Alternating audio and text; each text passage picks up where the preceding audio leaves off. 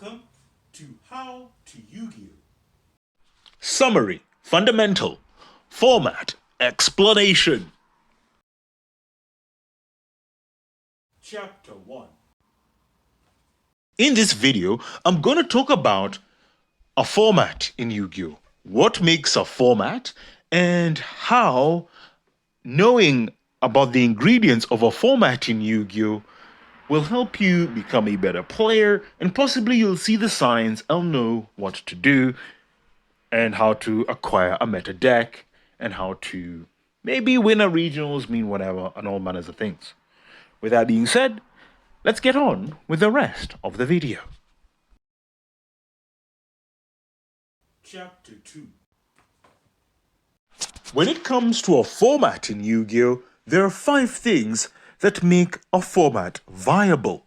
And these 5 things that you see in front of you are important when it comes to explaining a format in Yu-Gi-Oh! 1. Staple cards. 2. Efficient archetypes. 3. Cost analysis. 4. Popular keyword.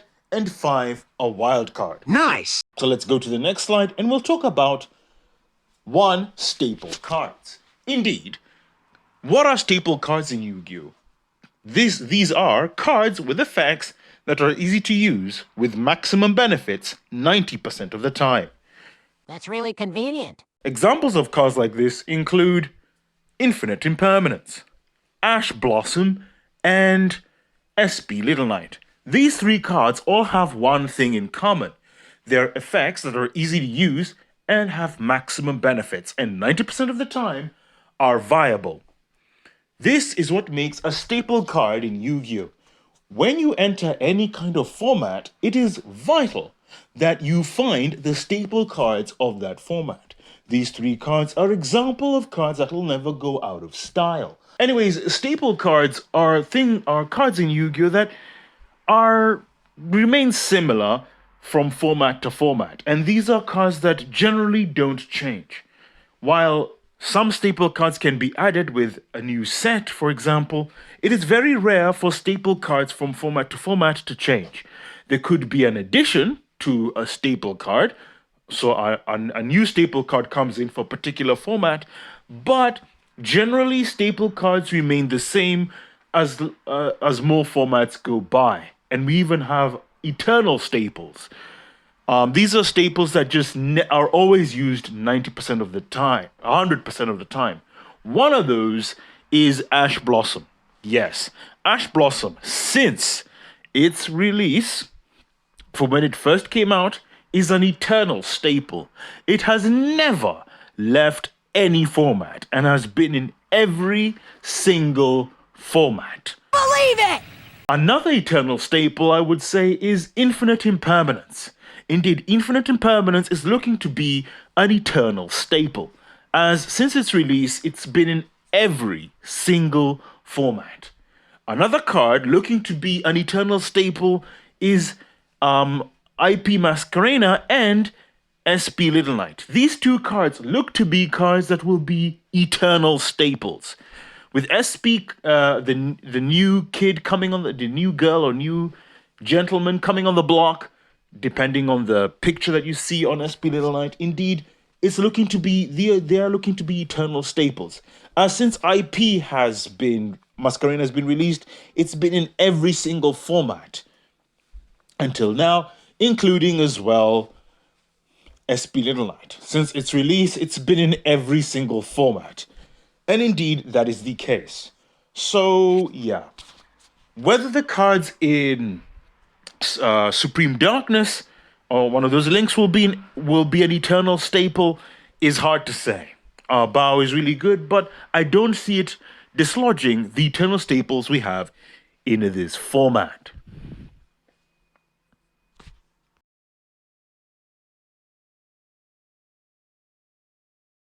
Chapter 3.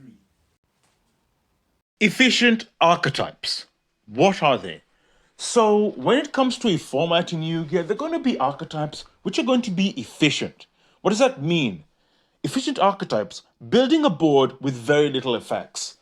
Indeed, this is what I would call efficient archetypes. They're able to build the best with not a lot of resources. This is the sort of archetypes that you're going to see in the format of a competitive scene very often. They're going to generally be archetypes that are streamlined and efficient. Some will say that they're linear, but the point is, whatever kind of archetype it is, whether it's released by Konami or a previous archetype, or a series of cards or multiple archetypes put together to create an archetype that is efficient. The point is that efficient archetypes are part and parcel of our format in Yu-Gi-Oh! And usually, 100% of the time, the most efficient archetype tends to be the one that wins regionals, wins tournaments, and wins games. I can't deny that. It's just the truth at this point. It's because it is so efficient, that is why it has a high win rate.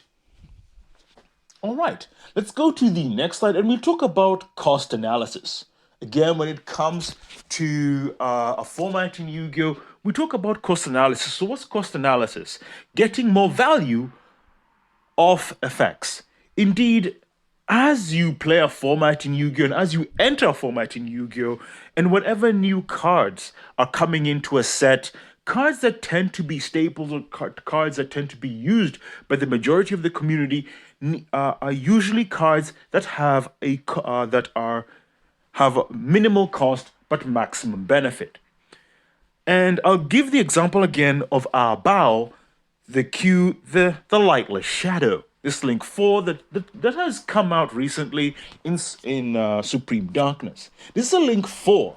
A Link 4 that its materials are 2+, and one of them is a Fiend monster for materials. On Link Quick Effect, it can obviously pop a card you put inside of the field, non-targeting. It can banish itself, until the end phase to revive a light or dark monster in your graveyard. And then during the standby phase of your next turn, you draw cards equal to the amount of different types you control in your graveyard, with only an attack power of 2800. Now, this is a Link 4. Again, it sounds great, it sounds good, but when we compare it to the Link 2 we have at the moment, which is SP Little Knight, which is a Link 2, the cost analysis tells us that SP Little Knight is better. SP Little Knight on summon, when an extra deck monster is used, which is pretty easy in Yu-Gi-Oh! Right now, you can banish a card from the field or graveyard. And then its actual effect, when it's on the field, quick effect, you can just banish 2 cards on the field and then return them back on the end phase, 2 monsters. We can see from SP Little Knight, it does more for less. It's a Link 2, but it does what Abao does, and it costs less to summon, there's less resources, but it does more. Here's the thing. That's what you've got to consider when it comes to cost analysis in Yu-Gi-Oh! Effects in Yu-Gi-Oh! And cards are what players are going to use most players are going to be thrifty with the cards they want to put in their decks. They're going to want effects with minimal resources and maximum benefit. And with a cost analysis basis, most effects that come out from sets are going to tend to be ignored if their cost is very high and their benefit is very minimal, right? And this is part of the reason why I made the argument that this Link 4 isn't going to be a card that's going to be popular in the competitive scene, as cost analysis is added in and it just doesn't add up. It's not a generic Link 4 for start, so you've got to put fiends. There's a lot of things that raises the cost of this Link 4 up. Whereas Link 1s, they're far more efficient and far more friendly for effect cost. They're easy to summon as they're less likely to use resources. You can get maximum value. Indeed, Link 1s are some of the most cost-effective effects in Yu-Gi-Oh! Chapter 4. And we come over to this point here, a popular keyword. So when you enter a format in Yu-Gi-Oh!, or any format in Yu-Gi-Oh, there's going to be a keyword that you're going to see on the archetypes that are being promoted by Konami, or the archetypes that are competitive or very strong at the time. Facts. For example, when we deal with Raizio, they all have this clause, most of them anyway, can only be used for an XYZ summon for rank 4s. We have it with Malice, is that they have a gimmick of being banished, and then they get an effect of you pay 300 life points to do something when a Malice card is banished. And with the gimmick as well of when a Malice card is banished, activating a Malice trap the turn it is set. The point is, this popular keyword that is placed on cards or an addition of a new keyword that is added on can facilitate things for you as a player to realize that if this keyword is stopped, or this is the keyword that is used majority of the time, and most archetypes in the current competitive scene are worded with this keyword in mind, then having an effect that stops this popular keyword 90% of the time can win you games. Negative card relationships. Right? And that is part of the reason why it is important and vital whenever you look at a format in Yu-Gi-Oh! To find the popular keyword. What is the keyword, or what is the keyword monster effect that you see most of the time? What do the archetypes tend to do? Do they tend to search a lot? Do they tend to add a lot or add a lot? Do they tend to use a lot of monster effects? Do they tend to use a lot of spell effects? They tend to use a lot of trap effects. By finding the relevant keyword that is popular and that is used by most of the archetypes, you can therefore find the, as we say, spicy side deck cards that you can use to combat the competitive strategies in the current format that you're in. So that's another thing that's quite important, finding out the popular keyword in the format that you're in. Let's move on to the final part, which is a wild card. So what is a wild card? A wild card is an archetype, effect, or gimmick that counters the current ones in the format. Sometimes a lack of knowledge helps as well. So this is the wild card. Usually in a format, there will be a wild card. This will be a player who has discovered that this particular, an archetype in particular, or effect, or gimmick that such sort of archetype has or effect, counters the current archetypes in the current format, as they have no ways to deal with them, as their popular keyword tends to be, let's say, searching, and you have an archetype like Thunder Dragons, which inherently stops searching. This is an example of a simple explanation of how the wildcard archetype can be used to stop the current competitive archetypes. Obviously, I'm not telling you now to go and play Thunders, but the point is that understanding and realizing the popular keyword, as we talked about before, in the format, can help you counter that keyword and create a wildcard strategy. Indeed, in this format, again, we can say, for example, like Cristrons are a wildcard archetype. Thus, they can do a lot of things, and most people in majority of the community are not going to know how to play around them.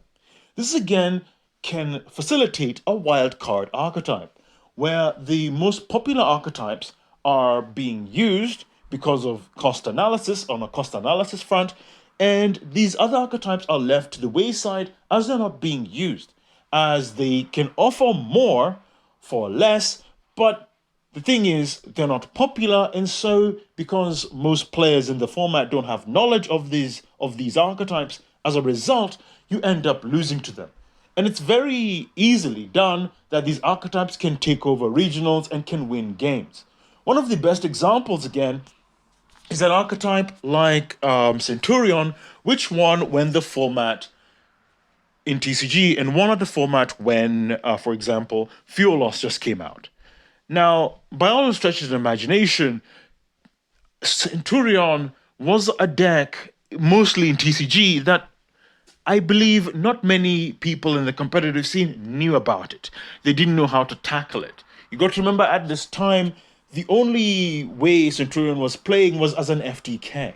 So most people only ever lost, reason why they lost to Centurion was because it just produced an FTK, i.e. summon Calamity, and then you would lose. But you never actually dueled the archetype, which was Centurion. So when Fiolos came out, and most of the cards in Centurion were the key card that facilitated FTK was banned, and players had to actually duel Centurion, we realized that players just lost to it, and Centurion ended up winning that particular tournament.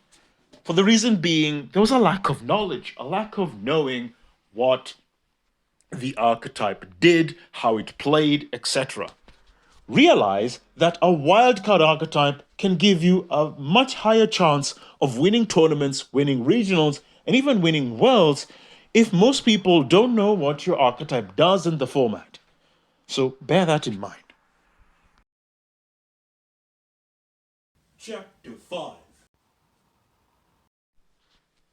And there you have it. And so we're going to be talking about these 5 things, again, that make a format in Yu-Gi-Oh! 1. Staple cards. 2. Efficient archetypes. 3. Cost analysis. 4. Popular keyword. And 5. A wild card. As I've explained earlier in this video, these are the 5 things that make up a format in Yu-Gi-Oh! These 5 things explain a Yu-Gi-Oh! Format. And it is vital when you enter a format in Yu-Gi-Oh! You analyze these 5 things, realize things that you will need to study to potentially get ahead in a format in Yu-Gi-Oh! Now, while it is true that Konami will print new staple cards all the time, majority of the time, eternal staples are very hard to replace. And usually, I would say so as a Yu-Gi-Oh! Sensei, cards that you want to get are usually eternal staples rather than regular staples. While regular staples will always are usually replaced by Konami on a regular basis, hence the power creep, eternal staples are completely different. These are cards that are going to be good no matter what format that you're in, no matter how things are. So that's the first point when it comes to staple cards. Make sure to get eternal staples. Cards such as Ash Blossom, Infinite Impermanence, and SP Little Light, since now it's available. That's really convenient. We have then 2 efficient archetypes. Now, when it comes to efficient archetypes, the goal really here is, to summarize, is that you want archetypes that do a lot for less, that make a board with minimal effects. Success comes from being the best. This is the sort of archetypes you want to tend to go to in Yu-Gi-Oh! So usually the best solution is the hack, most of the time, is to use a previous competitive deck that was viable the year prior, as Yu-Gi-Oh! Is a game that mostly decks or archetypes fall out of favor a lot of the time as they get banned and newer archetypes are promoted and previous archetypes are just left to the wayside. That doesn't mean that those previous archetypes that were just hammered are bad archetypes, but having those as a building block to then make your new archetype better. Indeed, that is the case. So that is a good way of building an efficient archetype cheaply and quickly. The other thing is cost analysis. As you enter a format in Yu-Gi-Oh!, understand that effects need to be maximized for everything that they're worth. You need to be a penny pincher when it comes to effects in Yu-Gi-Oh! They need to really be worth it. And you really need to ask yourself those tough questions. And that is why whenever you want to enter the competitive scene, your effects need to be fully maximized. And your extra deck, your monster effects, your hand traps, whatever it is, need full maximization so that you have the highest possible chance of winning every game. After all, you are going to be entering a regional, you are going to be entering high competitive play, so a cost analysis of your effects are vitally important. And you'll find that that the best decks in Yu-Gi-Oh! Have a very low cost to have a fantastic cost analysis ratio across the board. Look at the best decks currently in Yu-Gi-Oh! And you'll find their cost analysis ratio is near enough 1 or 0%, where where the effects barely cost anything as they can replace themselves without any cost. You can't handle this power. And we go to the other point is a popular keyword. Look at archetypes that are popular in your current format or in the format right now. What is the keyword you see most often? I.e., what is the strategy that you see most of the popular archetypes that are doing? Is there a way to counter it? Can you counter it with current hand traps or side deck cards? Are there effects in the game that you can use to counter these cards? Are they viable? Again, it goes over to the cost analysis ratio, right? Can you realistically, have these cards in your deck or side deck? Are they too heavy a cost? The cost analysis ratio, along with the popular keyword, can help you realize all these and more in a format. And finally, the wild card. It's important that whatever archetype you're choosing for a format in Yu-Gi-Oh, try to be, most of the time, try for it to be a wild card. Try for it to be an archetype or series of effects that will catch your opponent off guard. Again, a surprise factor is a huge factor of you winning games in regionals and in higher levels of play. If your opponent, remember, knowledge is power. The first part of war is obscuring your opponent from not knowing what they're facing. If they do not know what they're facing, if the enemy does not know your formation, doesn't know how you fight, you've already won half the battle right there. Knowledge is power, and your opponents not having any knowledge, or players not having any knowledge of your archetype or of your strategy is just as important, and maybe even more important than them knowing your strategy or how you play all the while. So that's it. And let's go on to the conclusion. Final chapter. And here we are at the conclusion. So, what do I want to talk about when it comes to a format explanation in Yu-Gi-Oh? When it comes to format, it all covers these 5 things, which are 1. Staple cards, 2. Efficient archetypes, 3. Cost analysis, 4. Popular keyword, and 5. A wild card. These 5 things are what explain formats in Yu-Gi-Oh! And being able to master these 5 things can help you get ahead in formats in Yu-Gi-Oh! It is vital as your Yu-Gi-Oh! Sensei that if you want to become a Yu-Gi-Oh! Master, if you want to master Yu-Gi-Oh! To the highest level, that you master a format, just as you would master your deck and other things in Yu-Gi-Oh! Mastering formats takes time and is a skill in itself. That is why it is vital to get to understand formats for what they are. Although they contain 5 things, it is also a reason why you need to be cynical. You need to have a calculated approach when approaching a format in Yu-Gi-Oh! Keep it short. Keep it simple. Formats in Yu-Gi-Oh! Tend to be the same and tend to follow simple philosophies. They, most of the time, tend to follow around the cost analysis basis in Yu-Gi-Oh! I've found in Yu-Gi-Oh! It comes to really the third point. Effects, players especially, tend to 90 or 100% of the time love effects that give maximum benefit for minimum cost.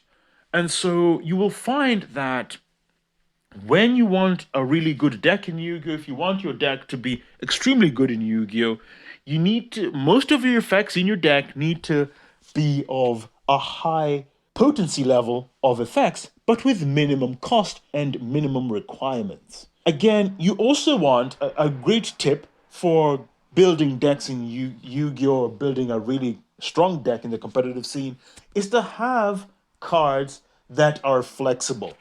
The more flexible your card is, the better. For example, you want cards of a similar nature to Infinite Impermanence. I use infinite impermanence as the staple, example of how cards need to be flexible in a competitive scene. You need to be able to use them through all their facets, and you need to be able to milk the card for all it's worth. Look at infinite impermanence, and it shows you what the sort of cards that thrive in the competitive scene, in a competitive landscape. A card that can be used as a normal trap, but it can also be used as a hand trap. It can also be used as well on a third thing to lock spells and traps in the particular column when it's set on the field and used as a normal trap. 3 separate effects, 3 separate situations, 3 separate ways of using the same card and same ability. When playing Yu-Gi-Oh, you need to realize, especially when you enter a format, you need cards like Infinite Impermanence. Not necessarily being the same exact effect as Infinite Impermanence, but of a similar nature, where the same card can be used in a multiple of ways. Take, for example, Book of Moon. Book of Moon, again, is a great example of how we can have a card that is really good. Book of Moon can be used by yourself to dodge effects if need be. You can also use it on your opponent so that they cannot go into an extra deck summon. You can also use it to just reset some effects so you can reflip them and redo the effects again, especially if the effects are not a hard once per turn and are a soft once per turn. The point is, Book of Moon, again, we can see is versatile. As I'm giving you more and more examples, these are the sort of ways that you need to look at formats in Yu-Gi-Oh! You need to look at formats in a 3-way system. When it comes to effects in Yu-Gi-Oh!, when it comes to what is going to succeed for you in Yu-Gi-Oh!, especially in a format, the way you look at effects is in 3 ways. The effect has to be useful for you on the field, useful for you in any phase, and useful for you in attack and defense. These are the sort of ways that you need to be using effects. But in all, that's really all I want to say about formats and the explanation that I've given you, my fellow students. Tune in next time as we'll talk about more things in Yu-Gi-Oh!